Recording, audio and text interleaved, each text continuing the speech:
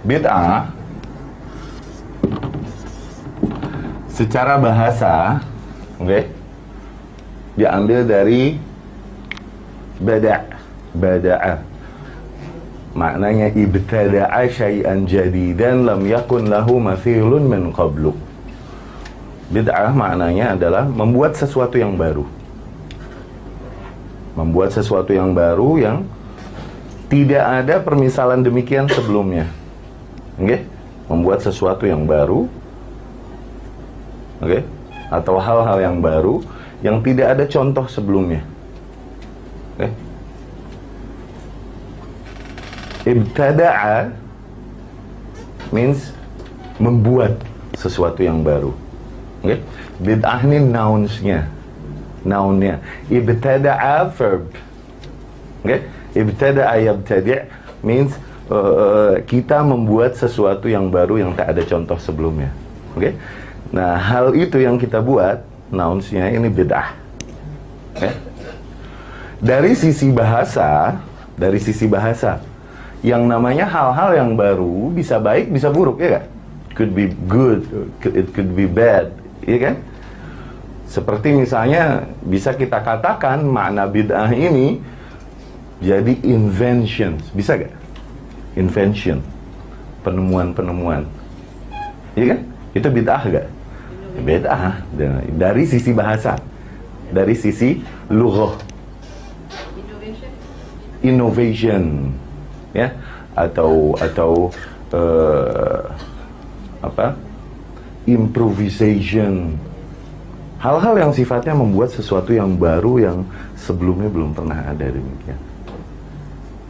Jadi dari sisi bahasa, bid'ah could be good or could be bad, ya kan?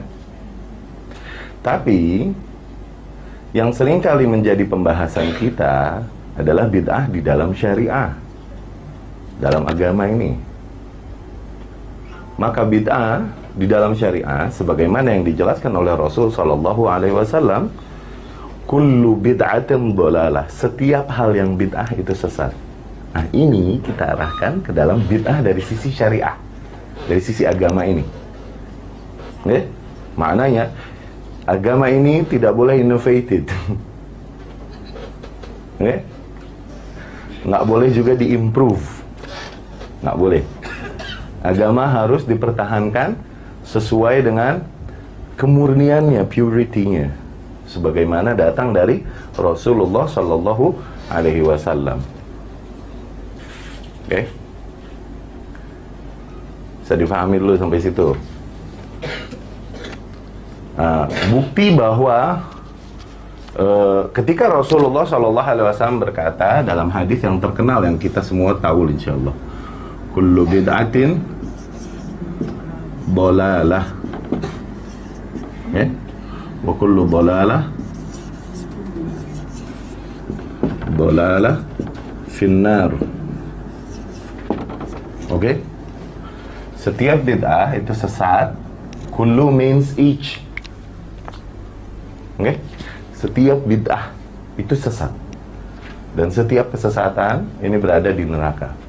Nah, sebagian orang terkena syubhat dalam memaknai bid'ah di syariah dengan bid'ah dari sisi lughah, bahasa tadi. Sehingga mereka bilang, siapa bilang semua hal yang bid'ah terus jadi sesat? Bukankah mikrofon ini bid'ah? Iya kan?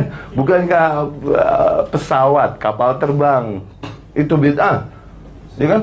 Apa-apa bid'ah. Kau nak pergi haji, naik onta lah sana sampai laut berenang sampai Jeddah. Mereka kusut, mereka jam otaknya. Karena apa? Salah memaknai bid'ah dalam sisi bahasa dan sisi syariah. Oke? Tayyib, dapat difahami sampai situ. Dan mereka berkata bahwasanya tidak kul, padahal Rasul sudah berkata kul means each, every, setiap bid'ah. Mereka berkata tidak, kullu ini tidak maknanya semua. Oke? Mereka masih menolak dan berkata ada bid'ah yang mereka bilang hasanah. Mereka bilang demikian, ya.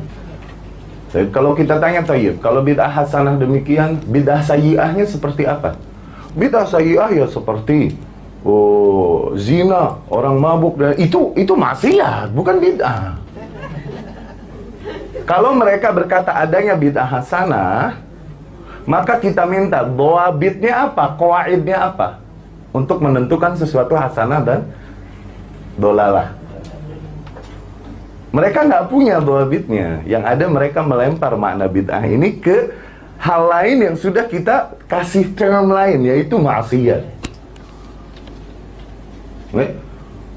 Bid'ah dolalah nih seperti sekarang dibuatnya acara-acara televisi yang di situ diumbar aurat atau di situ digosipkan tentang aib beberapa orang. Itu zaman Rasul tidak ada.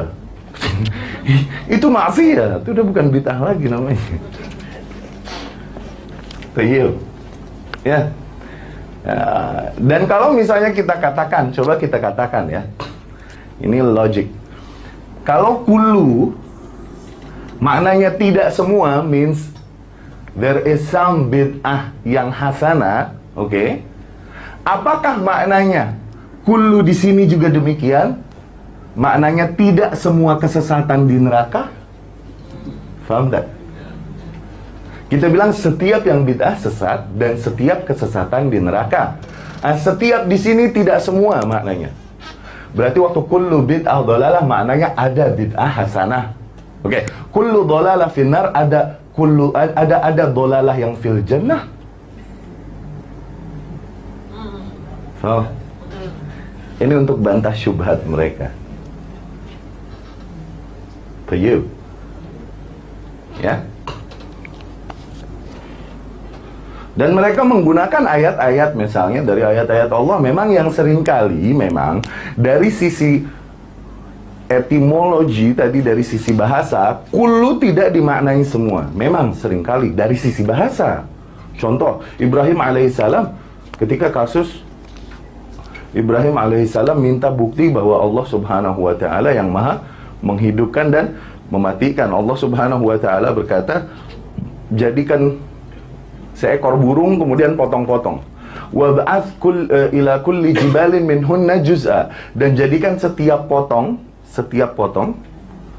dari burung-burung tersebut, jadikan di setiap gunung satu potong. Kulli jibal, setiap gunung. Apakah maknanya setiap gunung di muka bumi? Kata mereka demikian. Oke. Yani mereka menggunakan syubhat-syubhat dari Al-Quran dan dari Sunnah yang ya cerita lama, cerita klasik, hujah-hujah yang laten yang sudah bisa kita bantah. Oke. Yang jelas, yang perlu kita ketahui, ikhwani wa akhwati rahimakumullah, tidaklah sebuah firqah, tidaklah sebuah kesesatan di dalam Islam kecuali pasti mereka punya dalil dari Al-Quran dan Sunnah. Oke, fahami hal ini. Jadi permasalahan, terutama zaman sekarang, di mana orang-orang bisa membaca Al-Quran, bisa membaca hadis, oke? Permasalahannya bukan apakah kau punya dalil atau tidak. Semua kelompok punya dalil.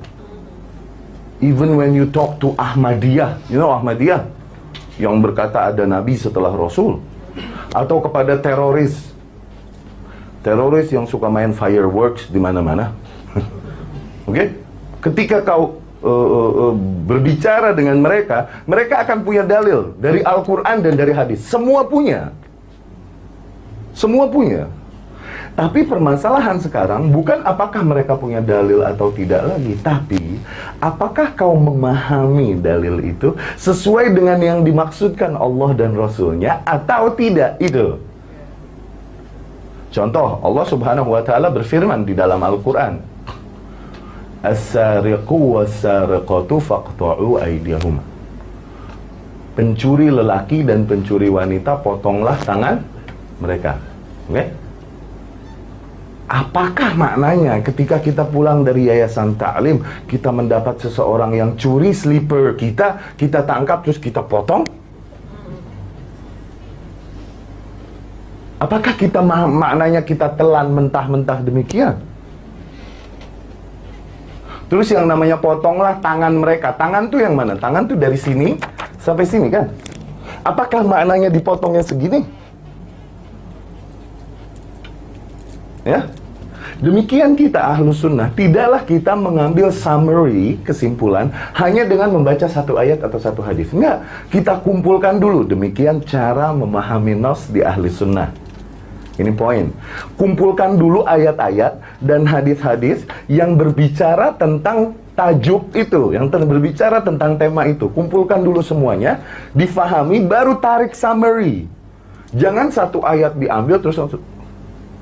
Allah berfirman, "Waman lam yahkum bima anzalallah faulaika humul kafirun." Barang siapa yang tidak berhukum dengan hukum Allah, maka mereka adalah orang-orang kafir. Indonesia tidak pakai hukum Allah, pakainya demokrasi. Malaysia pakai hukum Allah tak? Tidak juga. Oh, kita kafir means like that. Apakah se-shallow itu? Ya kan nggak demikian. Di dalam Islam nggak demikian. Perlu pendalaman materi. Jadi yang namanya dalil, semua orang bisa cari-cari dalil, cari-cari dalil dari Al-Quran, dari Sunnah, to justify their ideas, untuk membenarkan ide-ide mereka. Siapapun bisa. Yang jadi permasalahan dan titik pembeda kita dengan kelompok lain adalah, betul Al-Quran, oke, sebagai sumber pertama, our source, ya. Terus As-Sunnah, ya kan? Namun ini semua, oke, kita tangkap, kita fahami, dan kita praktekkan sesuai faham salafus saleh. Ini yang membedakan kita dengan mereka. Hah? Ini, poin ini. Tayyib, kita mengambil Al-Quran, ya, kita mengimani dari Al-Quran, ya, kita mengimaninya sesuai dengan salaf saleh mengimaninya. Mempraktikannya, ya, sesuai dengan yang dipraktikkan oleh salafus saleh. Kita mengimani sunnah, tayyib. Kita mengimaninya, ya, kita mengambil dari, ya, dan kita mempraktekannya, memahaminya sesuai dengan cara salafus saleh. Tidak bikin-bikin cara sendiri. Tidak sesuai hawa nafsu kita. Oke? Maka dari situ kita lihat bagaimana para sahabat memahami dan mempraktekkan. Maka dari situ kaum yang mencari ide dari mereka ini yang dibilang salafi. Maknanya mereka menisbahkan faham mereka kepada salafus saleh. Inilah salafi. Oke? Ketika dibilang salafi. Oke? Nah, ya ini kalau di bahasa kita kayak macam ism. Salafism. Ideas maknanya. Konsep. Oke? Kembali ke materi kita. Jadi tadi kita katakan bahwa setiap kelompok pasti akan punya hujah dari Al-Quran, dari hadis. Tidaklah semua orang yang berkata dalil Al-Quran, dalil hadis langsung kita benarkan, langsung kita percayai. Nanti dulu, nanti kita banyak pindah-pindah agama, bahaya nanti. Ya? Oke. Jadi kita tetapkan tadi bid'ah berarti dari sisi syariah no hasanah. Nggak ada yang hasanah. Semuanya dhalalah.